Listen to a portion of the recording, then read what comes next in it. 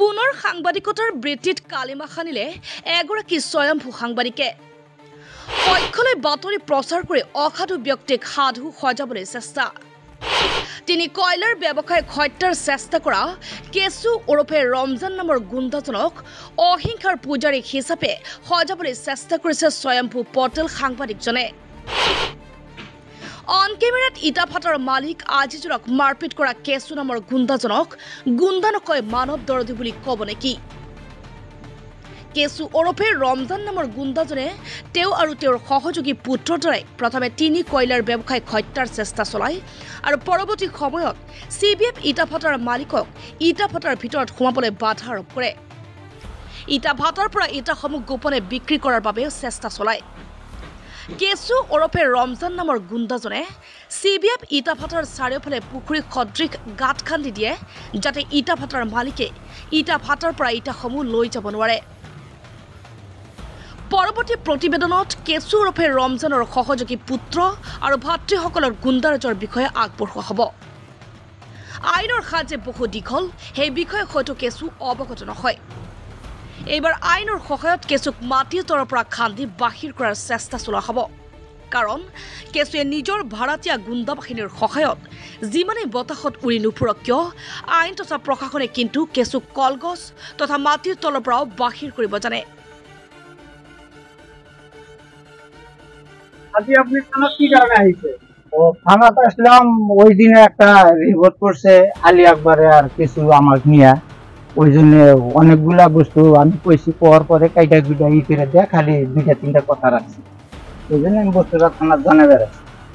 আমি যে কথাগুলা নিউজে কইছি ওই কথাগুলা দেয় নাই, ক্লিয়ার সার্টিফিকেট দেয় নাই, না দেওয়াতে বাকিগুলা কাইটা কাইটা দিয়া যেটা কিছুর হয়ে থাকে ওই বস্তুটা রেখে দিছে। এখন আপনি তাতেও যদি আমি কাইটাও দিবার কইছি যে যেগুলা বস্তু কাইটা দিছাও তাহলে সবই কাইটা দাও আর রাখলে সবই রাখো, তাতে যদি কাটে নাই খারাপ নিউজটা আমি শুনলাম, তাতে যদি না কাইটা থাকে তাহলে আমি সরকারের আইনগত হিসাবে আমি আইন হিসাবে আমি যাবো। ওই বস্তুটা নিয়ে আলী আকবর ক্যাপাসিটি করতেছে কিছু বাঁচানোর জন্য, রমজানে বাঁচাবার জন্য ওই আলী আকবর খুব একটা ক্যাপাসিটি করতেছে যে মিনিং বস্তুগুলা কাইটা দিয়া যেটা শরীরের মধ্যে ওয়ার যেটা কথা ওই কথাটি রাখছে আর ওগুলা কথা কাইটা দিচ্ছে।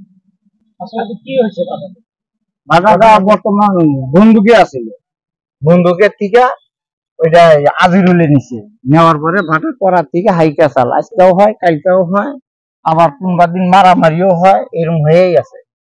কি হয়েছিল? ভাড়ায় জন্য মারপিট হইলো, ওই দিন আমার কিবা একটা হিসাবের জন্য আমাকে ডাকলো, কিছুও ডাকলো আজিরুলও ডাকলো, ডাকার পরে কিছুর বেটা ভাইস্তা ভাই বেড়াদার আইসা ওই পানাদারের মানুষগুলো মারপিট করলো, কয়লার ব্যবসায়ীরা মারপিট করলো। ওই কাজিয়াটা করছে তোমার ওই আজি এই কেশু, ওর নাম রমজান, আর ওর ভাই আছে দুইটা, আর ওর বেটা দুইটা, আর ভাইস্তা দুইটা।